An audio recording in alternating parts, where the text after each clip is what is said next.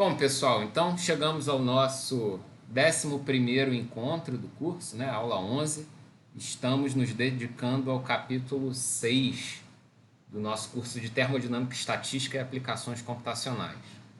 Nesse capítulo, a gente vai abordar o gás clássico no formalismo canônico. Então, o próprio título já traz uma série de conteúdos de um linguajar que vocês aprenderam a dar significado dentro da nossa discussão. Quando a gente fala de gás clássico, isso se distingue do gás quântico.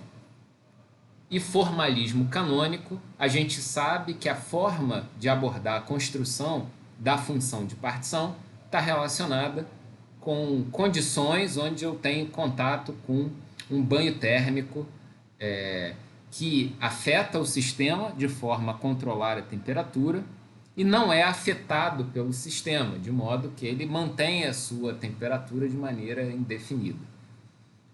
Então, isso já é uma expressão que já traz bastante significado para a gente.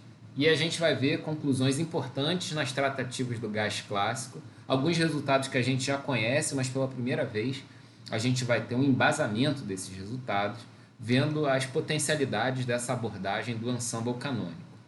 Assim como nos encontros anteriores, eu peço a vocês que, na ocorrência de dúvidas e caso percebam incorreções nas expressões matemáticas que apareçam, podem me interromper a qualquer instante para que a gente faça um destaque nesses erros e os nossos futuros ouvintes não sejam prejudicados ali por ausências de, vamos dizer assim, de chamar atenção, né, a essas incorreções. Certo? Bom, então, começando a nossa discussão, né, sobre o gás clássico no formalismo canônico. Qual seria o nosso primeiro passo? Pensar uma formulação geral. Então, a gente vai tentar construir essa nossa abordagem de uma maneira geral e depois a gente vai particularizando e vendo os resultados que vão aparecendo a partir dessa construção. O que está englobado nessa formulação geral? Primeiro, a gente pode pensar de maneira bastante simplificada no hamiltoniano para um sistema de N partículas monoatômicas clássicas. Então, assim, diante do que a gente tem visto até agora, a gente já é capaz de imaginar a forma desse hamiltoniano.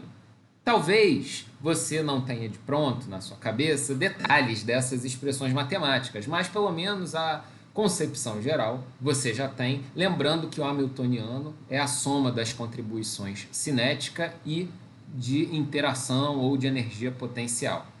Nesse sentido, você espera algo que tenha as grandezas referentes à quantidade de movimento e grandezas espaciais, mesmo que sejam generalizadas.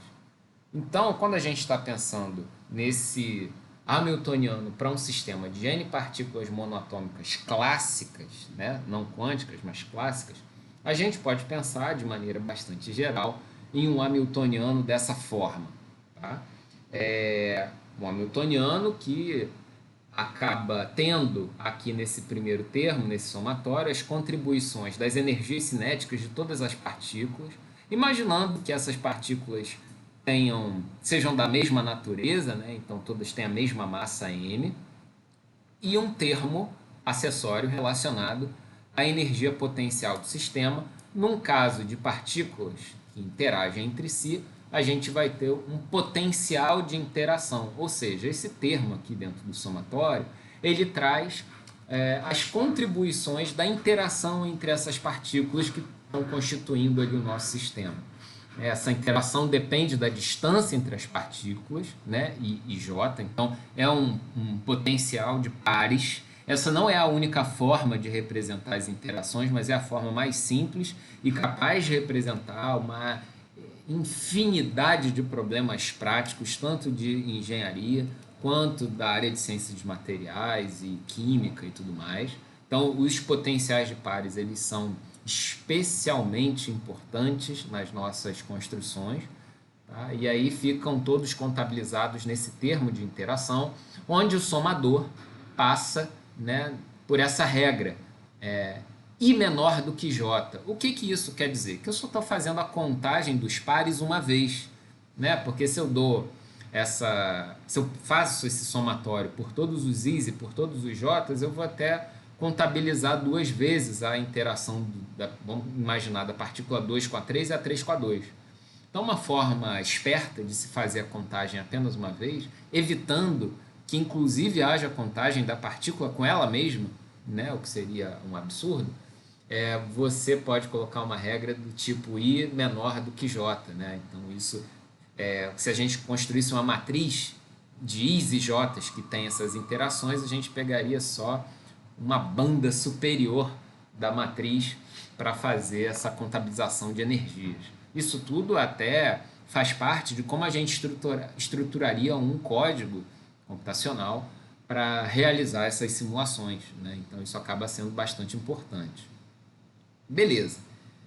Bom, sendo esse um hamiltoniano bastante geral, assim, dentro dessas intenções ainda tímidas da nossa construção, esse termo de interação ele tem alguns requisitos bastante razoáveis do ponto de vista da física do problema ou até de certa forma da química que envolve essas interações também.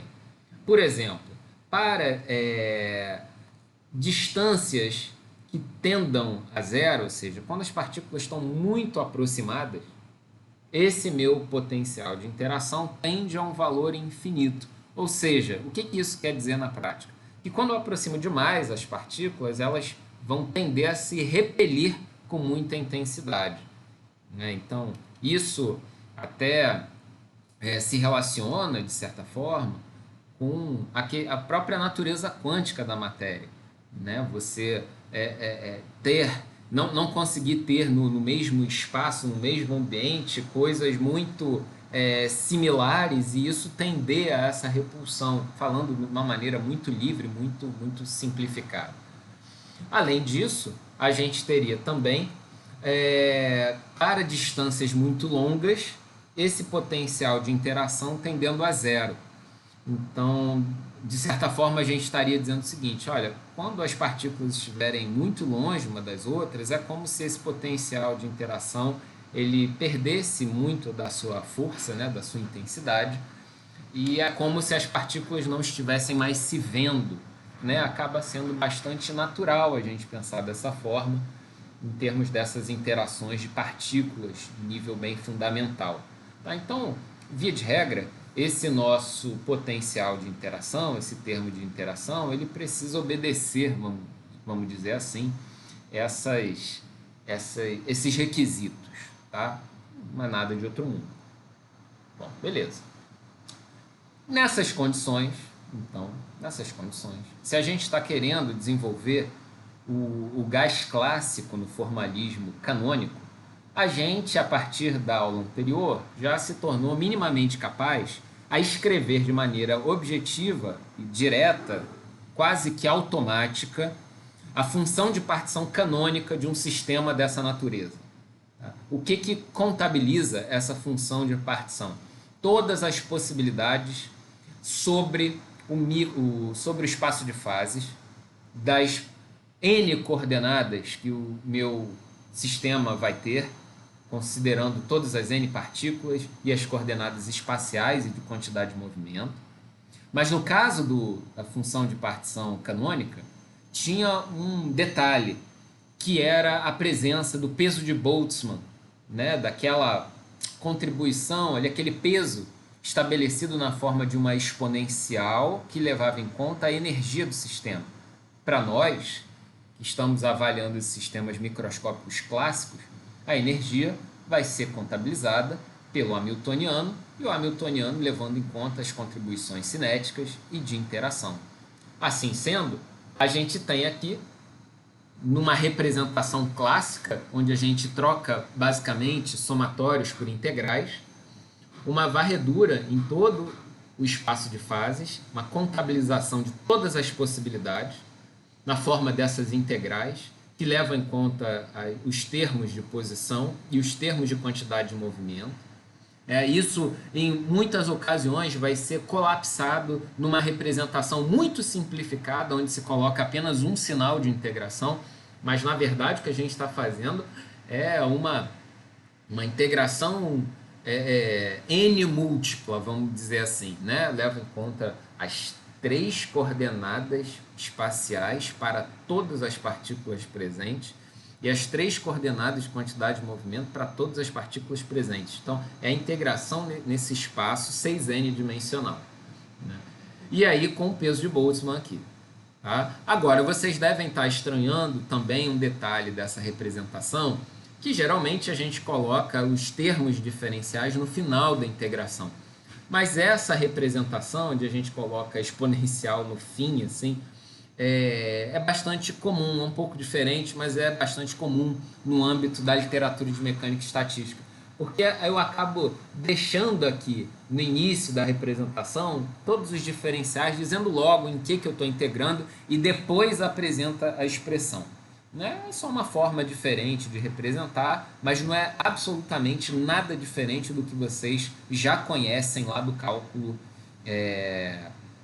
do cálculo n-dimensional, vamos colocar assim, do cálculo, né? Das regras do cálculo e tudo mais. A gente só muda de posição, é uma convenção aí de representação que, em certa medida, facilita a nossa vida, deixando a gente a analisar esse termo aqui de maneira mais objetiva. Nesse sentido,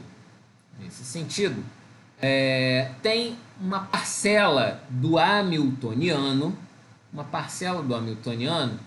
que a gente tem uma certa familiaridade já. Essa parcela do Hamiltoniano, que para nós já é simpática, é a contribuição cinética. Porque se a gente lembra de coisas que a gente viu em algum momento na nossa discussão, essa integral para nós ela é uma integral muito cara, muito familiar, né? Ela está relacionada com expressões onde aparecem, por exemplo, raiz de π, né? Então, associados a constantes que aparecem aqui junto do expoente aqui da minha integral.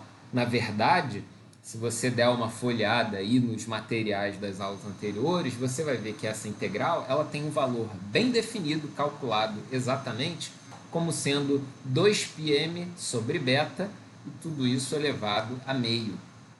Bom, mas o que isso quer dizer na prática? Qual a vantagem de saber o resultado dessa integral nesse ponto? Isso significa que a nossa contribuição cinética, por conta de saber a forma dessa integral, a contribuição cinética já está completamente resolvida.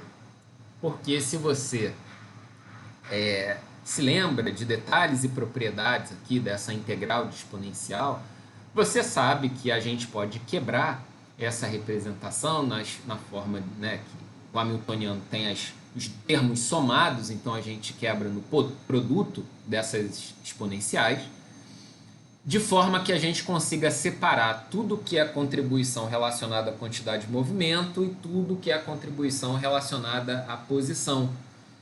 Dessa forma, varrendo todas as partículas presentes, a gente consegue isolar todo o problema cinético, reconhecendo essa integral que acaba sendo uma integral bastante importante. Como consequência desse processo, essa nossa função de partição canônica, nessa forma bastante geral que a gente tem aqui em cima, ela passa a poder ser expressa em uma forma onde toda a parte cinética já está resolvida, né? Então, pegando as 3 N contribuições de quantidade de movimento, por que 3N? Porque a gente vai ter 3 parcelas para cada partícula presente. E sobra, nesse sentido, toda a contribuição relacionada às coordenadas espaciais, que são contabilizadas do nosso hamiltoniano no termo de interação. Então, isso quer dizer o seguinte, que a gente pegou o nosso hamiltoniano, separou numa contribuição cinética, numa contribuição de interação, resolveu as integrais de forma separada, de forma que a gente tenha esse termo aqui já resolvido, e ficamos dependentes apenas dessa integração espacial que está, entre aspas, presa por conta do meu potencial de interação que ainda não foi definido. Até o momento não falamos nada sobre a forma desse potencial de interação dentro desse caso do gás clássico aqui que a gente está resolvendo. A gente já viu, sim, alguns modelos possíveis, né, que podem ser usados, mas aqui, por enquanto, nesse caso aqui que a gente está avaliando, a gente ainda não especificou nada. O grande problema é que esse termo aqui, ele vai ser o calcanhar de Aquiles das nossas soluções. Tá? Então a gente tem que ter um cuidado assombrosamente especial na forma desse termo aqui, porque em função da forma matemática que esse potencial assume, a gente vai conseguir ou não resolver essa integral de maneira prática.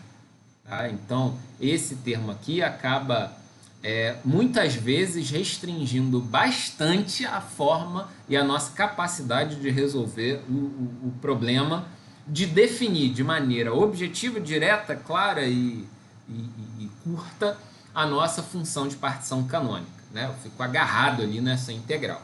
Tá? Então, como já foi dito em algum momento das nossas conversas, o grande problema da termodinâmica estatística são os vínculos. Essa é uma palavra importante. O que são esses vínculos? São as interações presentes no sistema. Eles vão trazer complexidades matemáticas que vão atrapalhar o nosso processo de obter expressões simples e claras, né, como a gente obteve aqui para a parte cinética. Né? O ideal é que a gente conseguisse resolver essa integral tendo um termo compacto e que contabilizasse essa varredura completa do espaço de fases do sistema. Então fiquem atentos, fiquem ligados, porque a contribuição de interação é que vai sempre atrapalhar vocês, certo? Então esse vai ser o nosso calcanhar de Aquiles. Tá aí o Aquiles com seu calcanhar flechado para vocês não esquecerem. Diga, Leão, por gentileza. Só nesse último integral, é um somatório, né? É o beta vezes somatório. A gente vai acabar conseguindo dividir depois, né? Dependendo da interação. Isso, exatamente. Exatamente. Bem lembrado. Tem um somatóriozinho ali, eu vou incluir, sem dúvida. Tá? Beleza, obrigado. Tem um somatório aqui, obviamente, de I é menor do que J, né? Levando em conta todas as contribuições aqui. Obrigado, Leão. A versão final dos slides vai estar corrigida. Bom, então, começando do início, né? Espero que isso não traga frustrações para vocês, mas a gente precisa revisitar o problema do gás ideal, porque ele vai ser bastante esclarecedor dentro dessa nossa discussão. Bom, sendo assim, né, vamos em frente para ver que consequências traz essa formulação canônica quando a gente está analisando o problema do gás ideal. Bom, então, para o gás clássico, né, novamente, aqui tem essa imprecisão, mas vou corrigir. No gás clássico, a gente tem aqui o resultado lá da função de partição canônica que a gente construiu. O que teremos no caso do gás ideal? No caso do gás ideal, é o tipo de coisa que a gente tem que ter de muito pronto na cabeça. O gás ideal não tem interação, ou seja, o termo aqui de interação, né, em função da distância entre as partículas, vale zero. Então, o gás ideal para a gente é algo que simplesmente leva a esse resultado. Tá? O termo da contribuição de interação é nulo.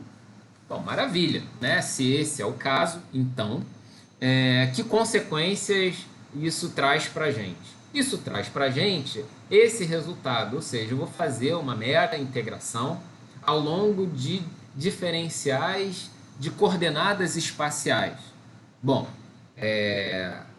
isso para a gente é razoavelmente tranquilo perceber que, bom, isso aqui está resolvido, mas esse termo daqui acaba assumindo um resultado muito simples, muito direto, que é simplesmente a gente dizer que é V elevado a N. Ok. Bom, isso acaba sendo especialmente positivo para nós, porque simplifica muito a nossa vida nessa abordagem que a gente está dando dessa construção. Então, nesse sentido, desculpem aqui, nesse sentido, a gente acaba pensando, né, que esse resultado a que nós chegamos é muito simples, né? Quem dera todas as funções de partição fossem organizadinhas desse jeito, né? Um V elevado a n e está completamente resolvido. Isso apareceria nos nossos denominadores ali no cálculo de probabilidade. Bom, a grande questão aqui que envolve esse resultado é o seguinte: até o momento a gente não fez aquelas considerações finais do nosso encontro passado, onde a gente precisava considerar de alguma forma o fator de correção de Boltzmann, o fator de correção de Boltzmann, que contabilizava a indistinguibilidade das partículas, a possibilidade de trocas entre elas, né, porque elas não são distinguíveis entre si, e era aquele fator ad hoc, ou seja, para aquela finalidade de dar certo, e também a independência do sistema de coordenadas generalizadas, né, de forma que a gente não ficasse preso à representação das minhas coordenadas espaciais. Dessa forma, nessa função de partição, a gente precisava adicionar mais 2 pequenos elementos que contabilizassem esses fatores. Isso fazia, então, que a nossa função de partição assumisse a seguinte forma, né? Onde aparece esse n fatorial e o h elevado a 3n. Né? E, além disso, né, uma outra forma de expressar, e aí, bom, isso é apenas manipulação matemática simples, é trazer para dentro aqui do meu parênteses o fator h, né, fazendo com que ele fique aqui como h ao quadrado. Então, bom, isso aqui a gente acaba com isso definindo a função de partição de um gás clássico ideal. Maravilha! O que eu espero, então, desse resultado? Se eu tenho nas mãos a função de partição de um gás clássico ideal, eu disponho de toda a termodinâmica do meu sistema descrita a partir de grandezas microscópicas. Então, olha só, o que a gente tem de microscópico nessa consideração aqui? O único fator microscópico que nos interessa nessa função de partição é a massa das partículas. A quantidade, né, isso sempre vai estar presente, mas um parâmetro microscópico importante que vai distinguir diferentes sistemas é a massa. Tá? É a massa das partículas presentes, não é a massa do gás, é a massa de cada molécula do gás. E esse resultado, essa expressão, nos permite definir toda a termodinâmica macroscópica do sistema. Isso é uma maravilha, porque essa expressão é muito simples. Agora a gente vai fazer uso das expressões que traduzem a termodinâmica clássica a partir das funções de partição. Nesse sentido, já podemos ter em mente qual potencial termodinâmico se liga diretamente à função de partição canônica. E apenas para um pequeno teste, eu pergunto a vocês, espero uma resposta. Qual potencial termodinâmico se liga diretamente à nossa função de partição canônica? Energia livre de Helmholtz. Garotos, é isso, exatamente. Talvez você tenha passado uma boa parte da sua formação em termodinâmica perguntando na prática para que serve a energia livre de Helmholtz. E essa finalidade se torna especialmente cristalina quando a gente está fazendo essas tratativas em termodinâmica e estatística, porque a gente está diante do ensemble mais importante desse ferramental. Então, essa pronta resposta de vocês me deixa bastante satisfeito, porque vocês se lembram de algo que precisa ser bastante imediato. Energia livre de Helmholtz se liga à função de partição canônica. Maravilha! Sendo assim, nós podemos dizer que é a energia livre de Helmholtz por partícula, ela vai ser contabilizada a partir, aqui eu boto nessa forma bastante cheia, né, do limite de V e N tendendo a infinito, com V sobre N definidos pelo volume específico, menos 1 sobre beta, às vezes aparece como menos KB vezes T, né? Mas o que mais importa aqui é que a relação é direta com o logaritmo da função de partição. Bom, isso para a gente é muito simples, porque a gente sabe contabilizar essas coisas e até quando o cômputo desse logaritmo encrenca por conta das fatoriais, a gente sabe se livrar usando a aproximação de Stirling, se for necessário. Bom, sendo assim, a gente, calculando esse potencial termodinâmico, a gente vai abrindo, né, a nossa expressão ali da função de partição, então o que a gente quebra nas suas múltiplas contribuições, né? Então vai ficar com ln de 1 sobre n fatorial, ln de todo esse termo, mais ln de v elevado a n, que a gente vai abrindo, expandindo essas expressões. Por exemplo, aqui a gente pode usar Stirling, né? Notem o sinal negativo por conta de ser 1 sobre n fatorial. Aqui a gente derruba o expoente para fazer o ln desse termo. Aqui, inclusive, faltou um h ao quadrado. Mais n ln de v. Ok. São operações sem grandes complexidades. Mas a gente pode ficar ligado com algumas intenções dentro dos nossos desejos. Percebam que a gente, expressando energia livre de Helmholtz por partícula, em função de T e V, qual a vantagem de expressar a energia livre de Helmholtz dessa forma? A gente expressa esse potencial termodinâmico apenas em termos de grandezas intensivas, né? Então o nosso T é intensivo e o nosso Vzinho é intensivo. Isso é uma maravilha, né? Porque a gente se descola do tamanho do nosso sistema em termos de grandezas que vão independer do tamanho. E aí você precisa ficar ligado em algumas coisas que eventualmente vão aparecer, como por exemplo esse menos n ln de n mais n ln de v. Isso é bom, olha só, eu consigo juntar essas coisas de maneira conveniente, tá? De forma a aparecer um Vzinho ali, né? um Vzão sobre Nzão, fazendo aparecer um Vzinho. Você já fica, como diz a música, malandramente esperando aí essas manipulações. Tá? E fora que você vai ter também o 1 sobre n ali do lado de fora, que você não pode esquecer, e ele vai ser especialmente importante para anular uns n's que vão ficar como resíduo aí nessas expressões.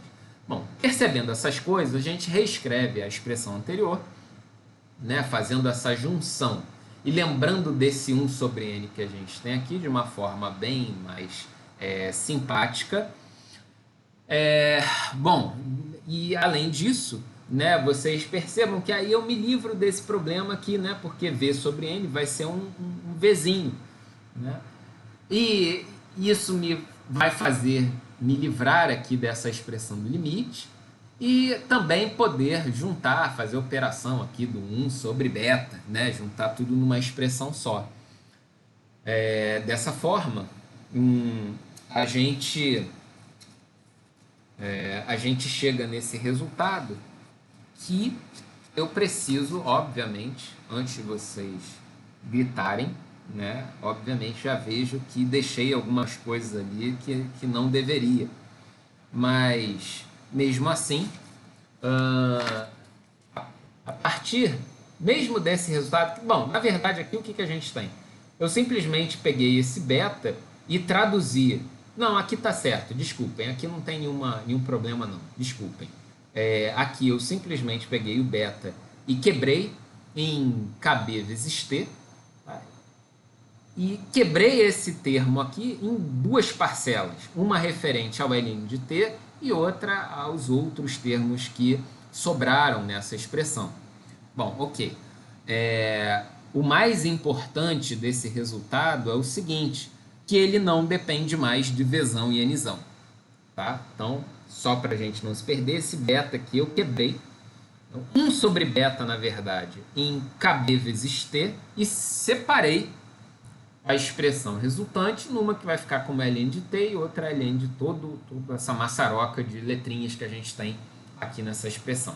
Óbvio que ainda falta fazer a operação aqui com o menos 1 sobre beta, né? Bom, mas o fato importante é que agora a gente se livra desse limite, né, porque a gente está com algo bem definido, que é o Vzinho. Maravilha! Né? Então, tem que prestar atenção naquele elemento ali. Seguindo adiante, o resultado dessas operações chega numa expressão bem mais tranquila, tá? Que define a energia livre de Helmholtz em função de T da temperatura e o Vzinho. Tá? E, bom, aqui para fins de simples compactação da expressão, eu coloco um C aqui, que é uma constante, tá? Uma constante definida por essa expressão. Perceba que nenhum dos parâmetros que constitui essa constante aqui, ela leva em conta nem o Vzinho, nem a temperatura. Tá? Então, é um número que a gente calcula do lado de fora e permite estabelecer esse potencial termodinâmico em termos de temperatura e volume ocupado por partícula. Bom, isso é um resultado ótimo, né? Então, a gente abriu o caminho para o primeiro potencial termodinâmico. Com isso, a gente consegue calcular a entropia por partícula, né? Isso a gente relembra lá das relações e definições desses potenciais termodinâmicos, daquelas expressões diferenciais e tudo mais, manipulações que a gente já domina. E aí fica muito fácil, né, da gente obter essas expressões, porque, bom, agora eu vou pegar a derivada da energia de Helmholtz, função de temperatura, mantendo o V constante, e fazer a conta, eu defino a entropia por partícula. Então, basta pegar essa expressão e fazer as operações em relação à temperatura, de derivada em relação à temperatura, sistematicamente, sem grandes sofrimentos. Né? O V constante faz com que se mantenha esse ln de V aqui, né? Mas o T morre e tal. Então, beleza, olha, eu tenho a entropia de um gás ideal definida em termos da sua temperatura e do seu volume. Tenho também o calor específico, a capacidade térmica, calor específico molar, capacidade térmica molar, a volume constante, em função de T e V, né? Lembrando da relação entre essa propriedade termodinâmica e a entropia. Percebam, o cálculo dessas propriedades é sequencial. Eu vou primeiro determino F, depois o S, com S determino CV, né? Que resulta para nós um resultado bastante conhecido que vocês já trazem desde o ensino médio. Né? Desde o ensino médio, capacidade térmica do gás ideal monoatômico. Olha de onde que a gente construiu esse resultado. Lá vocês, de certa forma, aceitavam, aqui a gente chegou a esse resultado em bases puramente moleculares, analisando as possibilidades moleculares. Além disso, se a gente pegar, por exemplo, a definição de pressão a partir da energia livre de Helmholtz, né, com uma derivada de Fzinho em relação a Vzinho, mantendo a temperatura constante, resultado que a que nós chegamos, né, a partir da expressão, calculando as derivadas direitinho, é que P vai ser igual a KBT sobre Vzinho. Ora, bolas! Reorganizando essa expressão, chegamos num dos resultados mais esperados da história da termodinâmica estatística, que mostra sua consistência com os resultados macroscópicos amplamente dominados, que é a equação do gás ideal. E aí é hora de festejar, porque a gente chegou num grande resultado de consistência, mostrando que estamos no caminho certo. Essa formulação, essa formalização que estamos desenvolvendo nos permite chegar num resultado amplamente conhecido e coerente com a realidade macroscópica que a gente domina. Ora, então, percebam, né? F, S, CV, pressão. O que mais que a gente pode fazer? A gente pode calcular, por exemplo, a energia interna como a média dos valores da Hamiltoniano desse sistema. Como é que a gente calcula isso? A gente conversou na aula passada, vai ser a derivada em relação a beta do ln de Q. Fazendo essa operação, bom, chegaríamos a alguns resultados, as contas às vezes são mais chatas e tal, bom, natural, isso é algo que a gente tem que enfrentar, as operações são simples, em geral demandam a atenção, né? Então, ossos do ofício, vamos convivendo. Mas, de certa forma, o resultado é bastante simpático. Esse aqui não é a melhor forma que a gente tem, mas a gente chega em 3 meios de N vezes KB vezes T. Bom, Isael e Leão, vi que vocês se manifestaram, por gentileza. Isael? Não? É, eu estava olhando essa forma da pressão, aí eu queria saber se existe a mesma coisa que a gente fez na aula passada da média da variação da energia, tem para a variação da pressão, se existe isso. Então, a pressão é uma propriedade que precisa ser avaliada. A gente ainda não sabe muito bem calcular a pressão em termos dessas grandezas microscópicas. A gente calcula a pressão a partir de um potencial termodinâmico. O cômputo da pressão é especialmente enjoado na hora de fazer a varredura no espaço de fases, porque a gente vai precisar. Eu já apresentei a expressão lá no capítulo de dinâmica molecular. A pressão ela é contabilizada fazendo o produto interno de posição com força, levava em conta já a temperatura calculada. Então, assim, na prática, essa operacionalização de média acaba sendo completamente antiprática e o caminho natural é calcular a partir do potencial termodinâmico. Não sei se ficou claro. Acho que eu entendi. Beleza? Sim, é possível calcular uma pressão a partir de grandezas microscópicas, né? Existe uma expressão que define essa pressão em termos de grandezas micro, mas fazer a média disso, né, e operacionalizar em termos de médias de ensemble, varrendo o espaço de fases, isso pode vir a ser completamente antiprático. E aí a gente fica amarrado. A vantagem desse caminho é que você chega em funções que relacionam, né, a tua propriedade termodinâmica macroscópica com outras. Na verdade, o que a gente está fazendo aqui é definir equações de estado usando premissas moleculares. Então, esse que é o grande filão assim, do que a gente deseja. Não sei se o Leão tinha alguma coisa a comentar, teve uma hora ali que ele abriu o microfone. Do CV, terceira expressão é mais T, né? Mais T vezes a derivada parcial em relação à temperatura da entropia por partícula. T, aí tá menos T. É positivo, né? Isso, é verdade. Verdade. Obrigado por nos corrigir. E também o U... Vocês estão ultra atentos, isso é maravilhoso. O tem como a gente calcular direto também, né? Da definição do F. F mais TS. Aí calcula o usinho, aí pode calcular o usão. Exatamente. É uma outra forma, né? Fazendo o uso das relações que vocês conhecem e são válidas porque são definições. Então, sem dúvida, é um outro caminho. Exatamente. Sim. Depois você testa isso por um caminho, por outro, chega pelo mesmo resultado, né? Tem que bater, né? Aí tu me avisa. Maravilha! Bom, então isso nos faz ficar bastante, entre aspas, seguros, né? Quando a gente está lidando aqui com essa formulação, porque pelo menos o que a gente domina em termos macroscópicos, a gente conseguiu alcançar, né? Então, isso é ótimo, isso nos traz algum nível de segurança.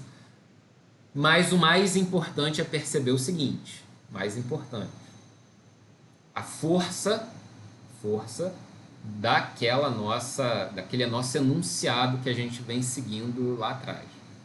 Ao se definir a função de partição, eu tenho condições de construir toda a termodinâmica do meu sistema, a partir de bases moleculares. Então, esse é o grande desejo de um termodinâmico estatístico. Conseguir definir com muita clareza a função de partição do sistema, porque ele já sabe as consequências que advêm dessa construção.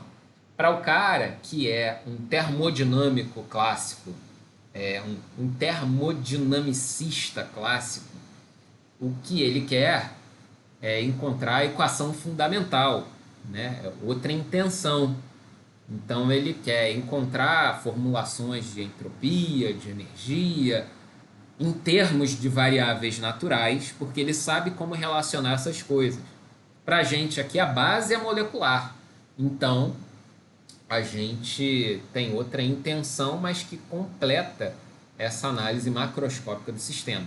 E a gente faz todos os gráficos que a gente quiser, que vão servir para projetos e tudo mais, né? Então, dado um sistema micro, o mundo se tornou sem limite para o cálculo de propriedades. Agora, né, percebam, a escolha do ensemble acaba facilitando nossa vida, né, pela ligação lá com o potencial termodinâmico específico. Isso a gente vai ver situações onde as determinadas escolhas favorecem o nosso caminho. Bom, o nosso próximo passo, então, né, se a gente pode prosseguir, existe alguma questão geral que vocês queiram mencionar, destacar, reclamar, voltar, fora as correções, né, que vocês foram me apontando? Tem mais algum detalhe que mereça atenção? Bom, ninguém se manifestou, então, assim, só faltou esse rabicho aqui de resultado, que é a energia interna por partícula. Bom, então a gente pode dar mais um passo, que é pensar no teorema da equipartição da energia, algo que vocês já trazem, né, da formação de vocês lá em fisicoquímica, mas que a gente pode trazer um outro olhar um pouco mais geral desse resultado. Tá? É importante a gente ter em mente que esses cursos mais avançados, né, avançados em relação à graduação, têm por objetivo também amadurecer conceitos, aprofundar abordagens dos problemas, no sentido de serem abordagens mais gerais, né, de forma que a gente consiga conceber resultados mais amplos de algumas coisas que a gente traz como muito automáticas da nossa formação. E agora é o momento da gente refletir um pouquinho sobre essa questão do teorema da equipartição da energia. E aí eu vou dar uma formalizada em alguns aspectos e para a gente ver a que resultados nós chegamos. Então eu começaria dizendo o seguinte: imagine um sistema clássico com N graus de liberdade, cujo hamiltoniano tem a seguinte forma.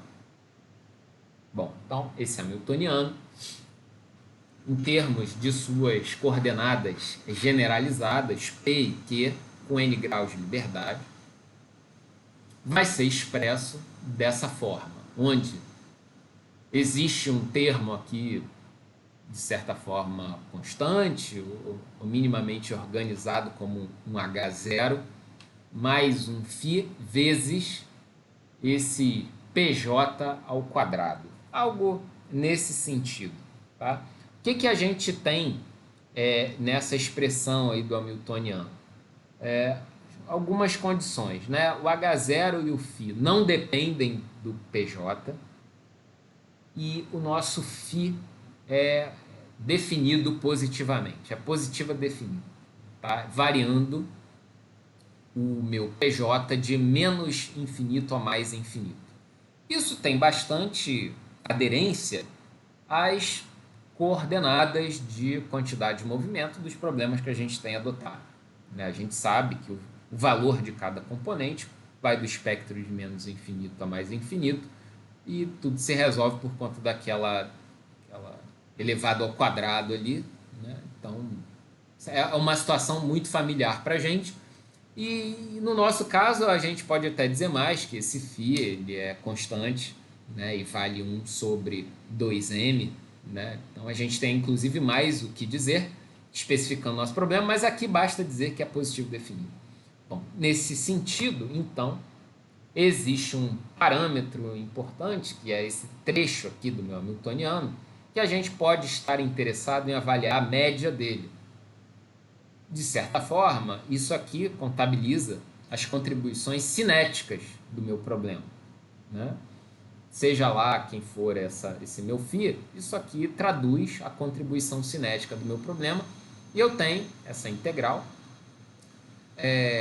onde aparece aqui o φ PJ ao quadrado e a exponencial de menos beta H0 menos beta φ PJ ao quadrado, né? Então, esse produto sendo a definição da média sobre um sistema clássico. Embaixo, né, a nossa função de partição, obviamente.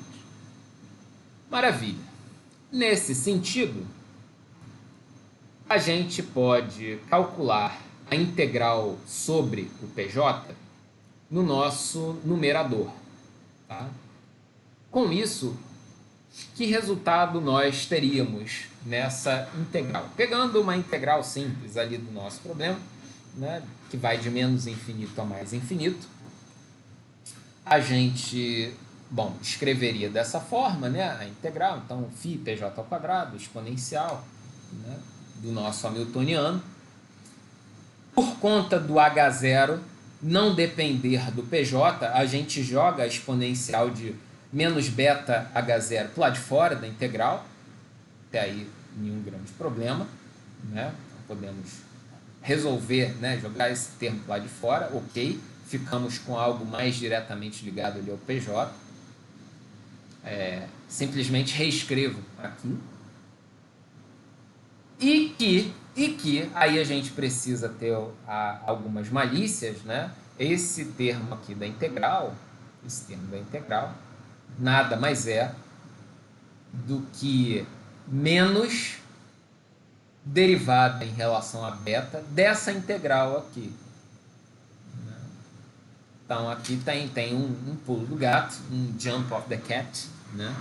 Que você já está começando a se habituar nesses vais e voltas aí da termodinâmica estatística de manipulações úteis. Por enquanto você ainda não sabe o que isso vai resultar, mas essa sacada aí nos ajuda bastante. É só pensar que isso aqui, por conta da exponencial, poderia ser expresso na forma derivada da integral. Tá, ok. A vantagem disso aqui, né, se você é um jogador de xadrez, você pensa, essa integral eu conheço, eu sei calcular ela exatamente. Maravilha, então se torna algo mais simpático ainda. E a gente, para calcular aquela derivada, fica ainda mais direto. Esse passo aqui, talvez você possa fazer um rascunhozinho no teu caderno, né? Mas que é um resultado bastante simpático, né? Porque eu já eliminei a integral, estou com a exponencial de algo que tem cara de constante, praticamente um valor definido explicitamente. O grande lance desse resultado é o seguinte, que a gente pode fazer um trabalho de volta, tá? Então eu vou tentar voltar às integrais a partir desse resultado. Porque o que eu vou fazer agora? Eu vou simplesmente pegar esse 2β e jogar aqui para o lado de fora, né? Então a gente tem, inclusive, efeitos sonoros a partir desse momento. E aí, fazendo isso, você, o que sobrou aqui, você reconhece. Isso aqui é a minha integral que eu já tinha calculado anteriormente. E você sabe que pode colocar de volta dentro da integral esse fator menos beta H0. Né? Eu fui desenvolver até onde eu conheci e estou meio que voltando, deixando o 2β ali do lado de fora. Ora, essa forma a que nós chegamos nesse ponto, ela tem a forma do denominador. Porque o que distingue o numerador do denominador é a presença, multiplicando essa exponencial, de um φ PJ ao quadrado. Então, por esse caminho de ida e volta, eu chego quase que numa identificação do numerador com denominador a menos de uma constante multiplicativa, que é 1 sobre 2β.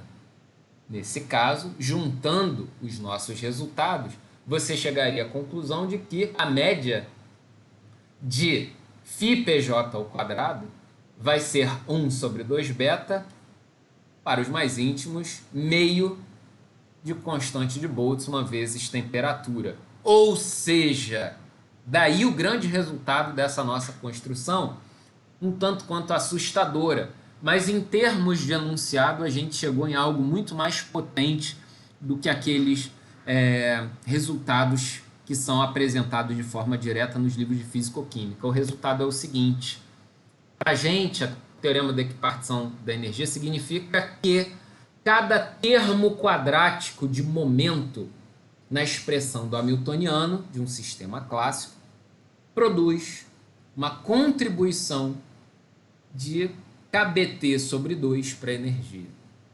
Ora, fizemos uma abordagem baseada em coordenadas generalizadas.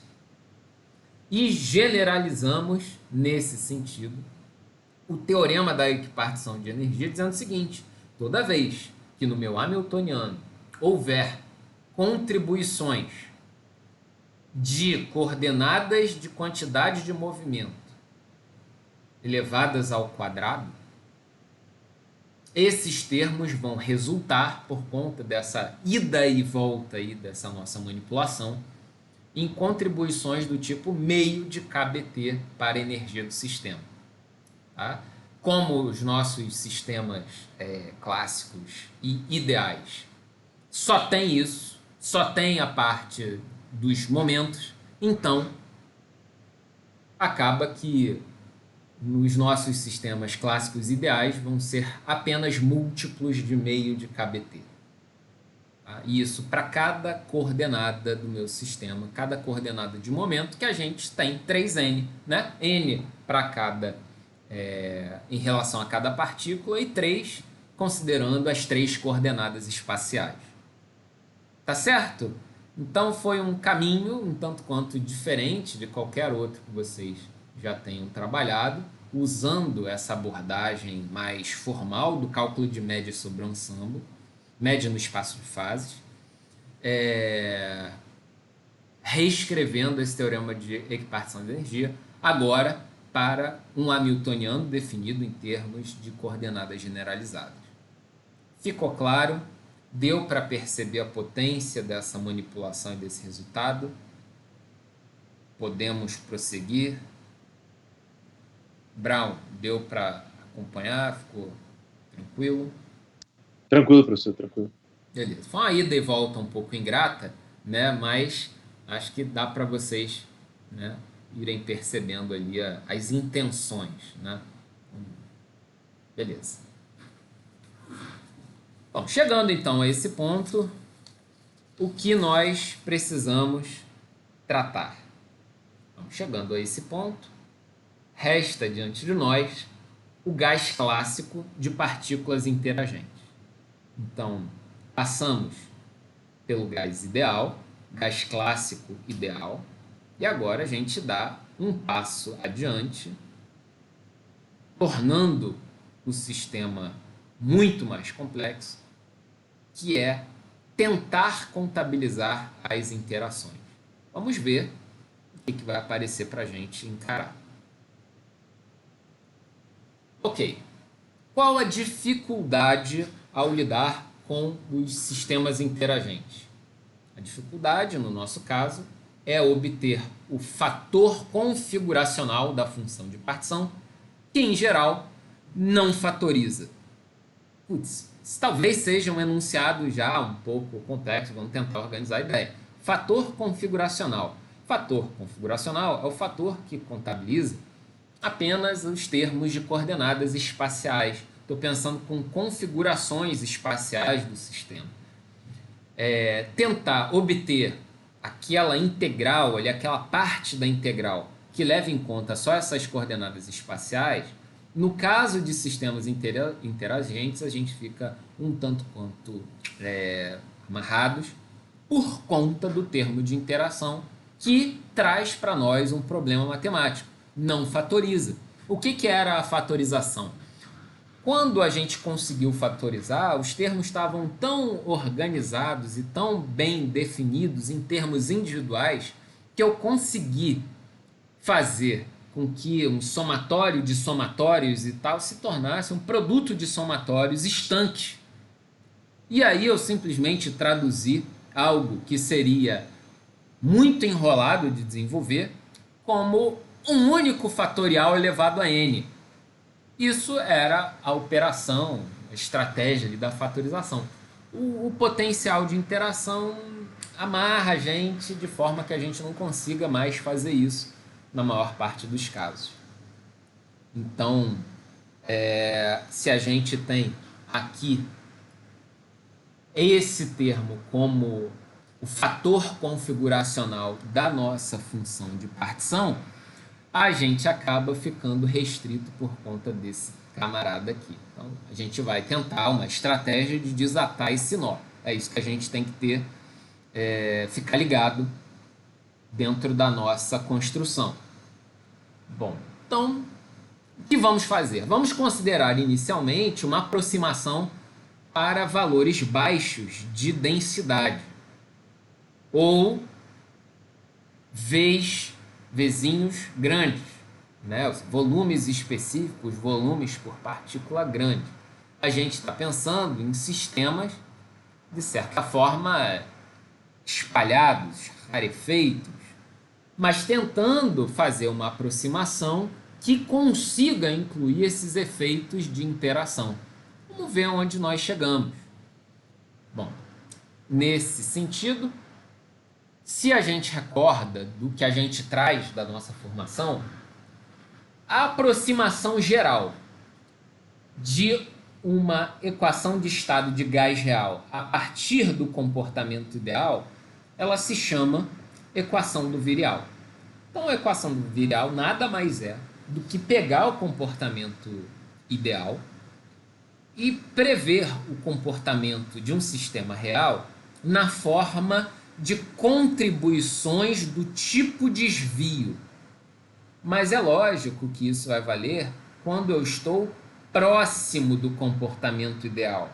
O quão próximo precisa ser avaliado, obviamente, mas a ideia é como se nós estivéssemos fazendo uma expansão semelhante às expansões em séries de Taylor, né? Mesmo raciocínio, onde a gente está avaliando o comportamento do sistema nas vizinhanças desse comportamento ideal. Então, a gente tem a nossa equação do virial, expressa em termos de Vzinho, onde o comportamento ideal se resume a esse primeiro termo, e todos esses termos adicionais estão ligados a desvios do comportamento ideal. Esse que é o grande lance da equação do virial. Tá? Então, a gente vai, à medida do possível, tentando contabilizar os efeitos de cada uma dessas contribuições e vendo a necessidade de usar esses termos em função, obviamente, de quão baixos são os meus Vs, né? Ou seja, quão próximos eu estou do comportamento ideal. Né? São desvios, mesmo o raciocínio das séries de Taylor. Né? A gente não sabe, assim, a priori, olhando, quando que eu vou precisar usar esse e quando que eu vou precisar usar esse. A gente vai estruturadamente. Eu resolvo primeiro o caso ideal, vejo a situação, incluo o parâmetro dessa primeira correção, depois a terceira correção e por aí vai, né? Sistematicamente. Essa ideia de resolver o problema dessa forma costuma ser tratada de um jeito que os alunos de graduação viram de maneira superficial, passando, na disciplina lá de MMS1, que se chamava Métodos de Perturbação. Eu vou incluindo sistematicamente desvios em relação ao comportamento conhecido. Então, na verdade, o que a gente está usando é uma abordagem do tipo método de perturbação. Alguns vão chamar método perturbacional para resolver o problema. Né? Mas está na ideia. Vamos vendo onde nós chegamos. Beleza. Bom, então estamos aqui para não nos esquecermos do nosso, da nossa função, o termo configuracional ali da nossa função de partição. Maravilha. Esse termo, né, na sua ingratidão natural, exige que nós façamos manipulações adequadas, né, tentando desatar o nó ali por conta do potencial de interação. Uma dessas manipulações importantes é tentar reproduzir essa sequência de integrais multiplamente dependentes, onde a gente tem aqui a exponencial de um somatório na forma de um produtório de integrais. É isso que para a gente passa a ser interessante. Então, a gente pegaria essa nossa função de partição configuracional e tentaria, né, isolar essas contribuições na forma de se ter esse produtório de produtórios, né? Então, ficaria com uma expressão um tanto quanto horrorosa desse jeito, mas isso se dá por conta do termo exponencial que estou tentando desatar o nó aqui desse somatório. Tudo bem, isso aqui, né, o nosso UIJ, né, representa a interação entre as partículas I e J, né, como a gente vinha definindo ali anteriormente. Tá. Aqui tem o truque de mágica, né? Aqui a gente precisa sacar um coelho da cartola, onde a gente vai pegar essa exponencial aqui e escrever de uma forma conveniente. Essa forma conveniente é pegar esse termo aqui e dizer o seguinte, uma afirmação conveniente. Exponencial de menos beta UIJ vai ser 1 mais f de ij. Uma função que a gente sabe, pela definição que a gente está fazendo, qual a expressão dela, mas o mais importante é que, nesse momento, isso é um truque de mágica. Tá? Beleza, então tá aqui, e eu faço uma pequena distinção para a gente não se confundir visualmente, né, que eu não uso o mesmo caractere aqui do F para a energia livre de Helmholtz, né? Eu boto esse F levemente diferente, um F sem serifo, né? Na verdade, essa função definida dessa forma. Essa função ela acaba tendo algumas propriedades importantes, né? Que a gente consegue avaliar nos extremos desse comportamento. Uma delas é que conforme R tende a zero, o nosso F tende a menos 1, né? Conforme F tende a zero, conforme R tende a zero, a gente tem F tendendo a menos 1. Então, depois você pensa aí, porque a gente vai ter exponencial de menos infinito, isso vai tender a zero, então fica razoavelmente tranquilo da gente pensar rapidamente. E também que conforme R tende a infinito, a gente tem F tendendo a zero. São duas consequências dessa definição. Bom, em suma, né, a grande questão que envolve essa manipulação nos permite pensar o seguinte, olha, esse produtório de termos do tipo 1 mais f pode ser aproximado. Tudo que vocês sabem na vida a gente está tentando usar, tá? Então, não estranhe, mas a gente vai puxando coisas lá do baú. Então, esse produtório, ele pode ser expresso de forma aproximada como 1 mais o somatório de f's e j, né, essas funçõezinhas que foram definidas dessa forma, e termos de ordem superior, que contabilizam de forma caótica o f e j ali elevado a outros expoentes. O grande lance é que a gente sabe o seguinte, bom, esses termos de ordem superior são muito pequenos, porque a gente está lidando com exponenciais, e aí fazendo isso ao quadrado, eu só estou aumentando o expoente, e é exponencial de coisas negativas, então isso vai cair muito rápido. Então essa aproximação acaba sendo bastante utilizada e viável dentro da nossa construção. Traduzir um produtório dessa forma como 1 mais um somatório desses termos e coisas que a gente descarta. Como consequência, a nossa função de partição configuracional acaba assumindo uma forma desse tipo, ou seja, esse produtório aqui vai aparecer dessa forma, como produtório das integrais sobre os diferenciais espaciais, e esse termo aqui, né, que a gente simplificou, aproximou. Ok, eu vou trazer de volta esse resultado ali para a gente não se perder, mas esse termo, essa expressão a que nós chegamos, se a gente se liga bem, a gente vê, bom, isso aqui eu sei muito bem o que é. Isso é volume, né? Isso é volume elevado a n. E a gente tem também, por conta desse termo daqui, né, a multiplicação com esses camaradas acaba sendo um volume elevado a n-2. Por que volume elevado a n-2? Porque nós vamos gastar, entre aspas, vamos gastar duas componentes das minhas coordenadas espaciais para fazer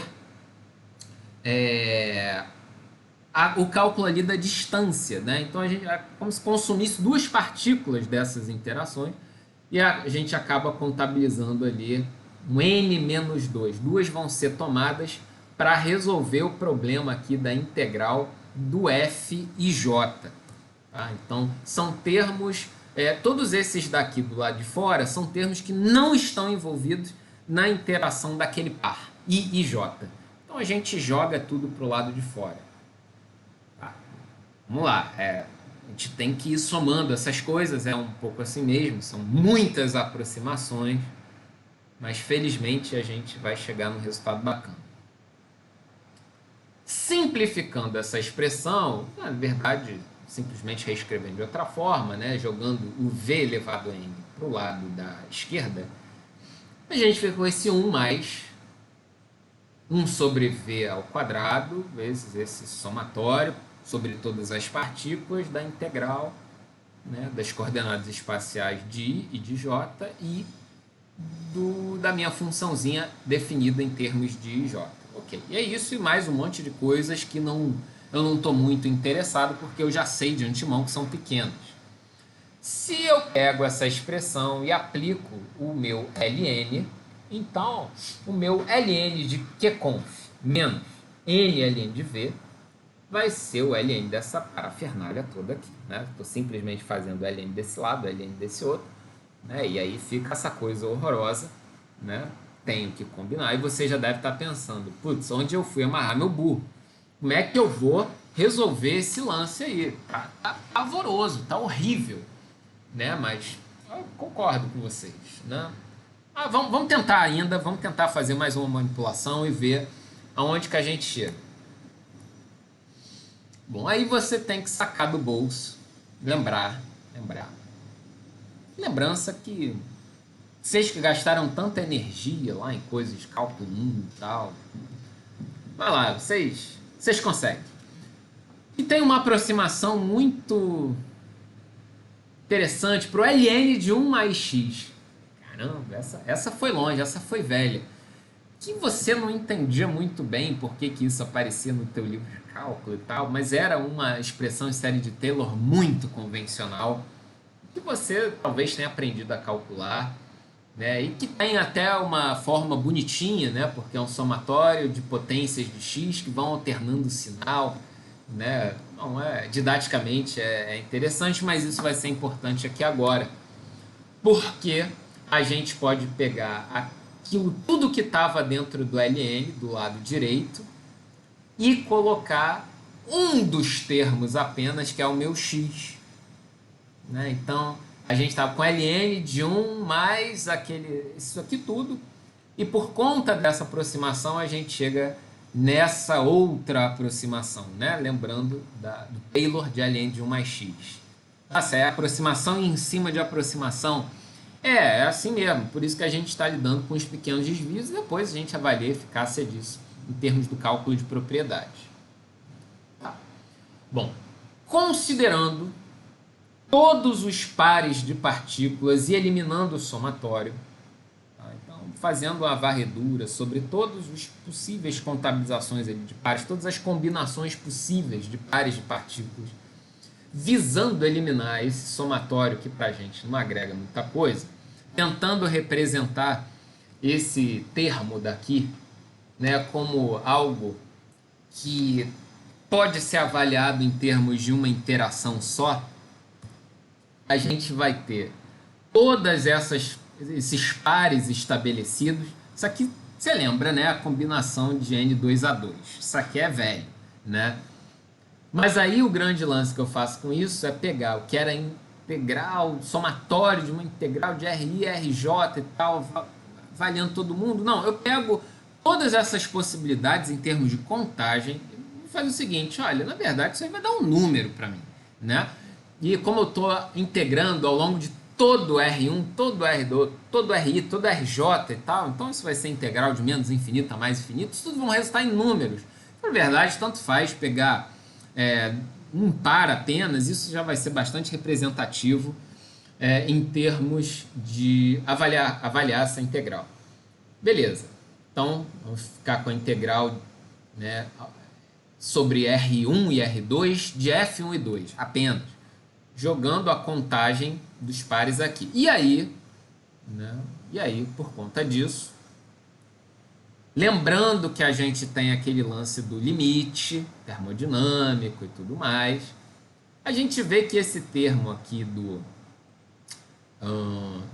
n ao quadrado menos n, bom, o menos n vai pesar pouco, né? Quando a gente fizer o limite, eu estou comparando n ao quadrado com n, né? E depois eu ainda posso simplificar um dos volumes aqui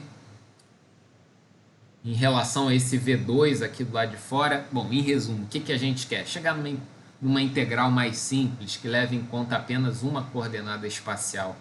Ou seja, me livrar desse D3R1 e D3R2, chegando numa integral de dr. Como é que a gente faz isso? Traduzindo esses diferenciais espaciais em termos de coordenadas esféricas. Bom, a gente já pensou nisso em algum momento, né? Na verdade, a gente está fazendo uso de um raciocínio que a gente traz lá de trás, lembrando só que esse resultado tende a esse daqui por conta dessa avaliação do peso de N2 menos N, onde o N, bom, isso é menor. Isso pode entrar aqui na contabilização dos 3 pontinhos, né? Então, em termos gerais, isso já é representativo para nós. Bom, o grande lance é que a gente precisa investigar, né, esse resultado e ver aonde a gente vai chegar. Beleza. O que mais a gente traz aí de informação? Ora, a gente sabe, então, nesse ponto, que a minha função de partição completa vai levar em conta o termo cinético, o fator de Boltzmann, o H que está aqui dentro e o fator configuracional. Beleza, bom, a gente está com esses resultados aqui na mão, né? E a expressão de onde a gente veio. Ok.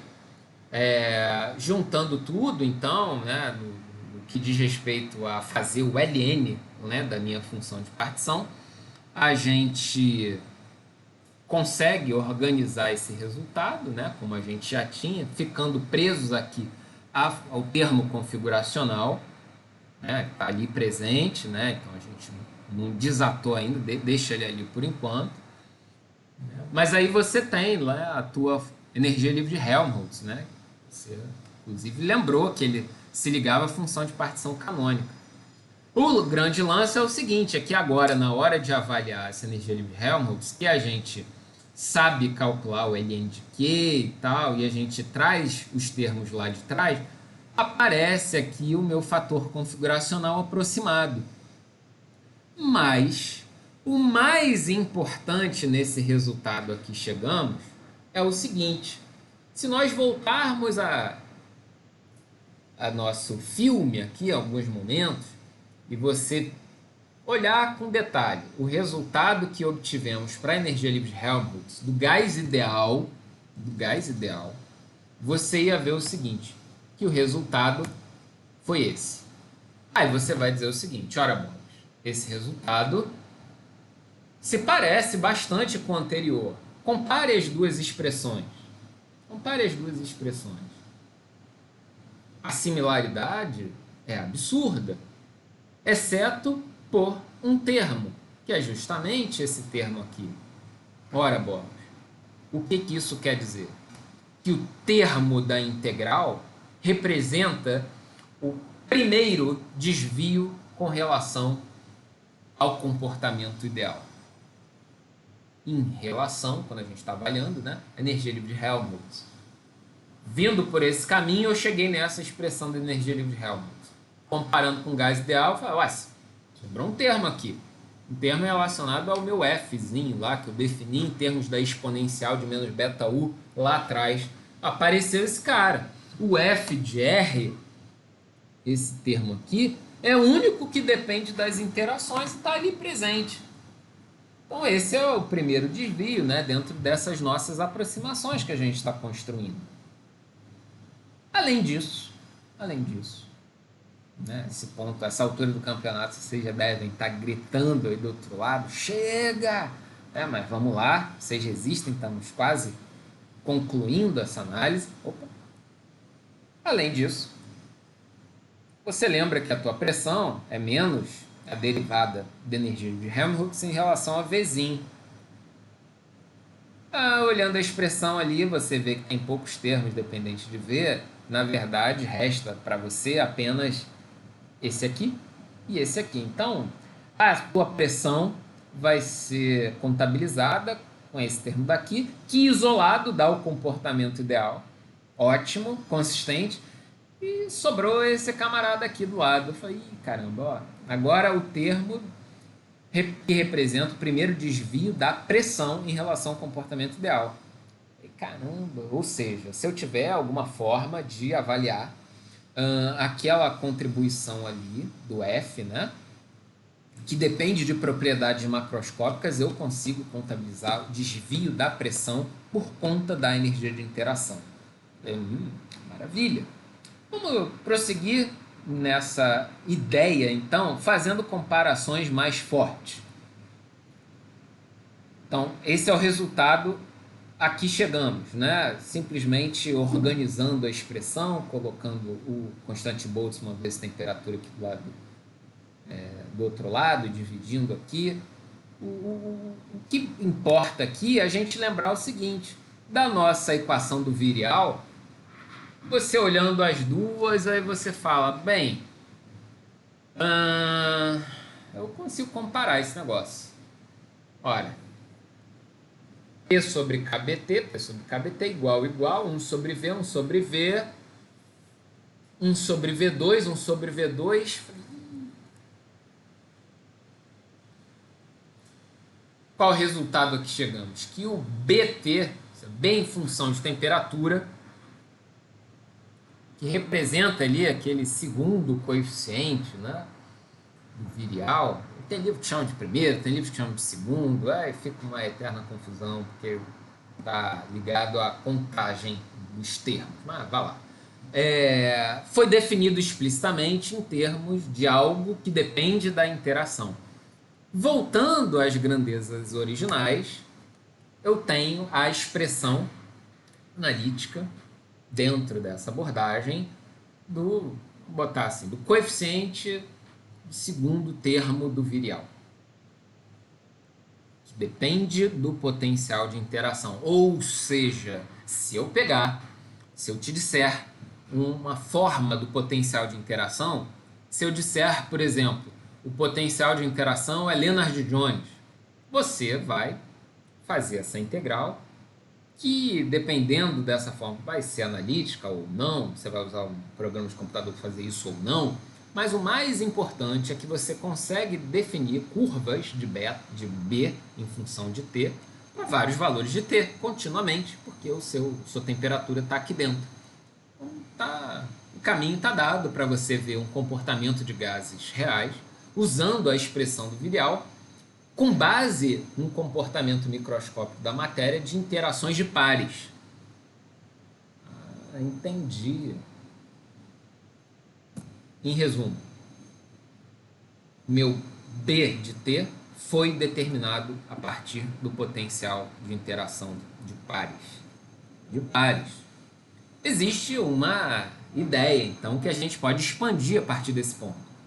Os outros termos do virial podem ser obtidos a partir de contribuições de outra natureza. Contribuição de tríades, de quartetos, e aí segue a contagem desses aglomerados moleculares que a gente não sabe, em princípio, a gente não tem muito feeling nesse ponto, de qual é a contribuição efetiva desses termos. Porém, na prática, se você avaliar para diferentes potenciais de interação a contribuição desse B de T, você vai ver que, na maior parte dos casos, ele é plenamente suficiente para você calcular com muito mais precisão os teus valores aí da equação de pressão, com essa equação de estado. Tá? Então, basta o primeiro termo ali do virial, ele já é uma aproximação que engrandece muito a precisão dos cálculos em relação ao comportamento ideal. Isso a gente acaba vendo na prática, e raríssimos são os casos onde a gente vai precisar das outras contribuições. Terceiro, qual foi a assunção ali, a consideração inicial que a gente assumiu? A gente disse, eu estou falando de sistemas razoavelmente pouco densos, né? Sistemas de baixa densidade.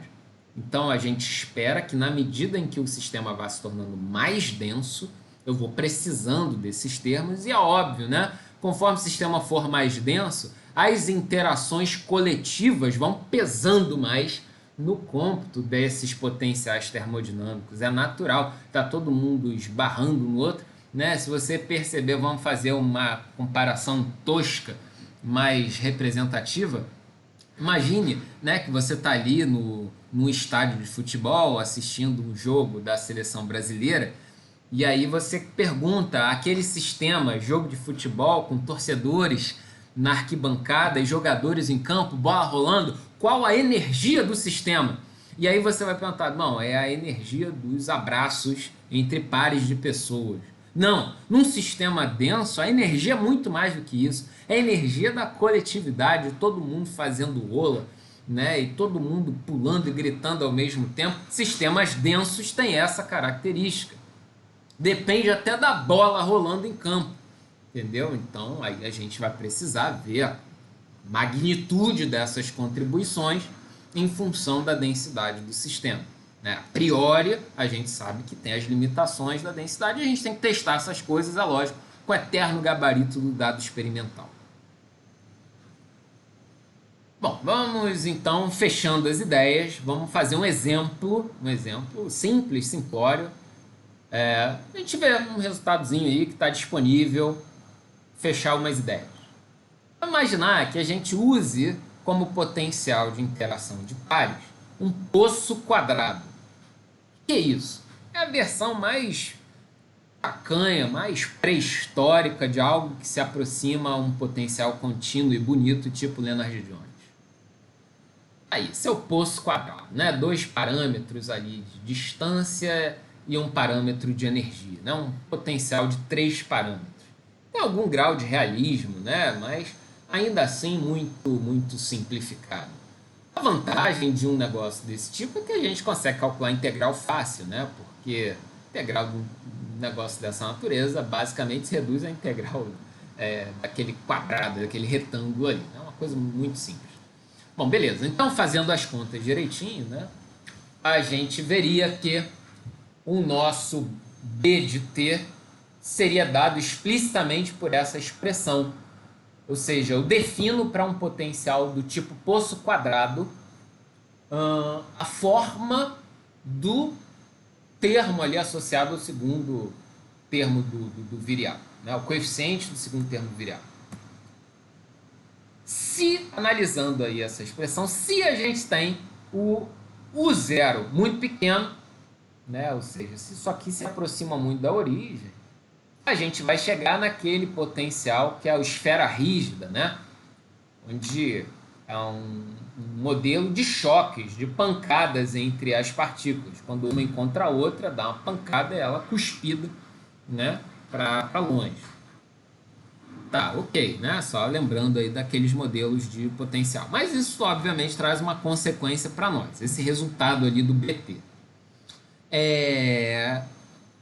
Qual a saída aí, qual a consequência? Bom, pensa nessa exponencial aqui de beta ao zero.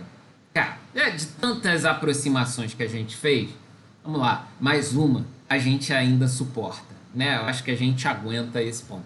Que é um Taylorzinho básico, né, de exponencial. Você tem isso no seu bolso, né? Você guarda essa expressão com muito carinho, fruto das suas aulas iniciais lá de cálculo. Né? Exponencial, como é 1 mais x ao quadrado sobre, né? Vai lá, tá? Então a gente tem esse que favorece o nosso cálculo aqui, porque 1 cancela com 1 e a gente fica com esse beta ao zero aqui. Tá, vamos ver. Antes você quer chegar, né? Então você lembrou do Taylor, beleza? Em resumo, a gente chega nesse resultado por conta daquela pequena manipulação. Aí você lembra, nesse ponto, são muitas lembranças, é muito nostálgico esse processo, né? Que você tem lá a equação de Van der Waals, muito querida, né? Porque ela acabou sendo para você o grande modelo de equações de gases reais, né?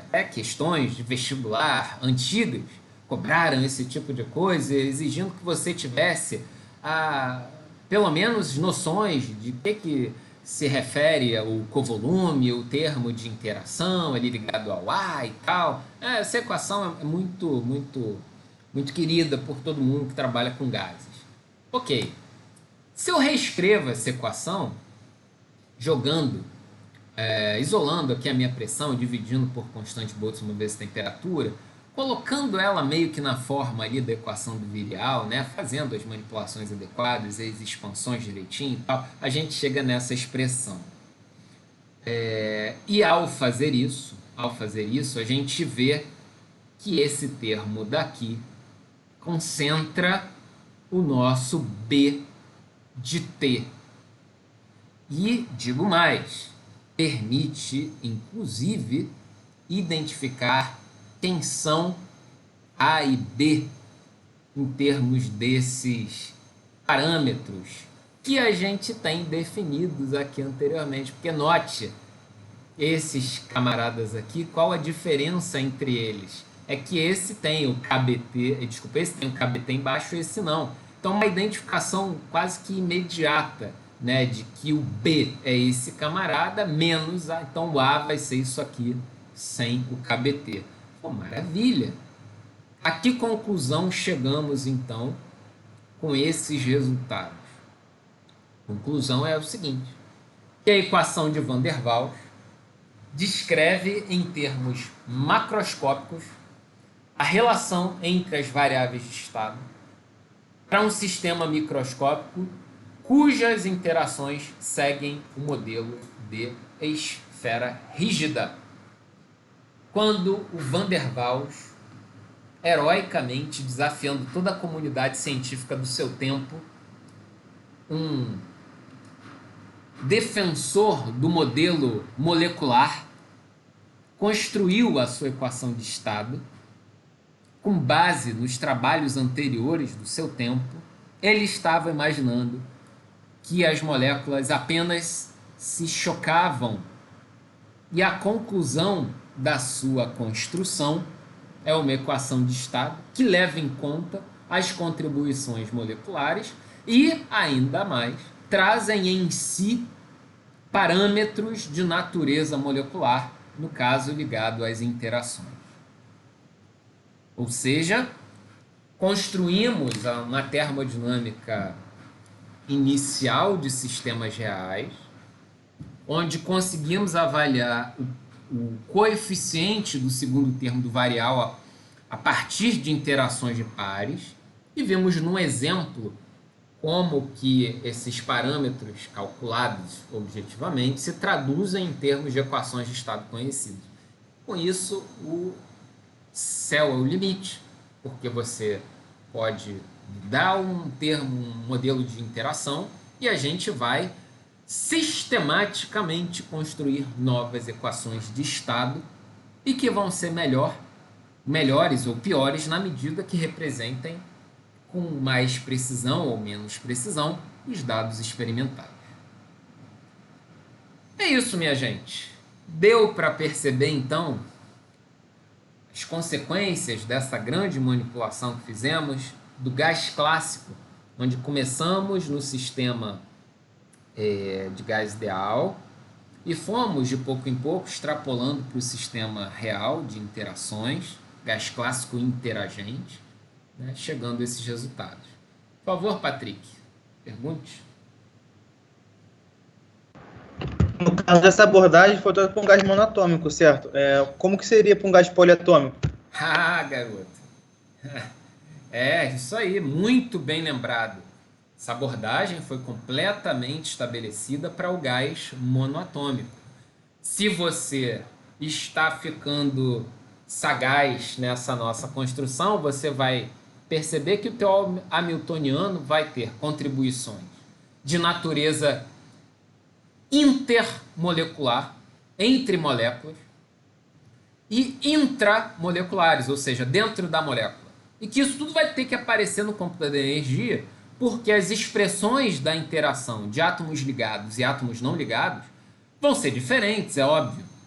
A grande pergunta é, será que a gente consegue traduzir esse problema fazendo aproximações sucessivas e reduzir o problema ao caso de um par e calcular as integrais, levando tudo isso em conta? Em que medida a forma desse termo de interação dentro de uma molécula atrapalha esse nosso processo? Ou ainda, uma outra pergunta, em que medida contabilizar as interações internas dentro da molécula, né, as intramoleculares, aumentam a precisão da minha descrição? Ou seja, em que medida eu posso considerar um sistema diatômico como monoatômico para fins do cálculo de propriedades termodinâmicas? Tudo isso a gente vai ter que dosar. A gente não tem condições de dizer a priori. A gente vai amadurecendo sabendo que, de forma geral, quanto mais bem descrito, mais preciso a gente define o sistema. Mas o sistema diatômico é isso. A gente consegue representar por monoatômicos agrupados, dizendo que cada molécula de nitrogênio é uma partícula definida e definir as interações entre elas e isso ser suficiente, ou vai ser necessário contabilizar as vibrações moleculares de alguma forma, pelo menos a distância entre elas de alguma maneira, mesmo que fixa.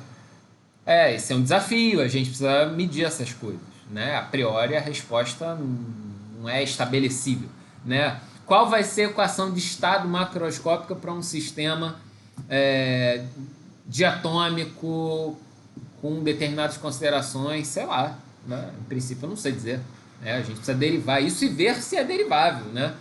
Mas, de toda forma, algo que vai nos permitir ganhar bastante velocidade usando a hipótese ergódica são as simulações computacionais de dinâmica molecular, em especial, e Monte Carlo também, sem grandes restrições, onde a gente vai usar estratégias para bypassar esse problema das integrais, resolvendo equações do movimento, que é algo muito mais simples, né?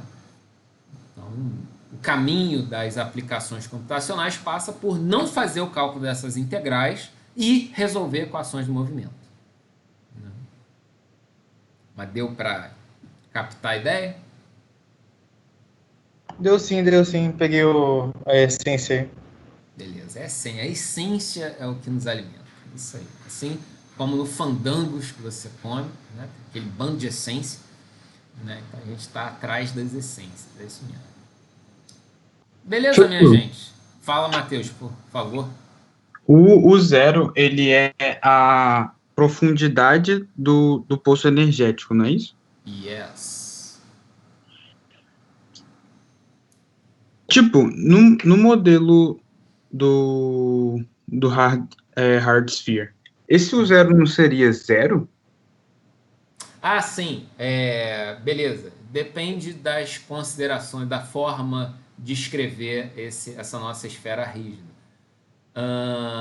Bom, o que a gente está fazendo aqui, na verdade, é usar esse modelo do poço quadrado o tempo todo. Acho que rolou uma imprecisão aqui de linguagem. Acho que eu preciso corrigir isso. Na verdade, a esfera rígida... na verdade, desculpa, é o poço poço quadrado com o zero muito pequeno.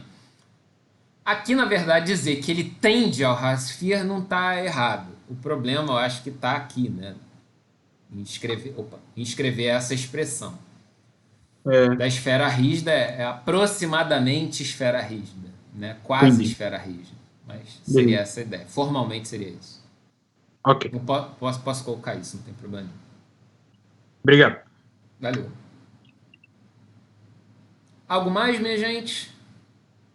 Beleza? Então eu vou encerrar aqui a gravação.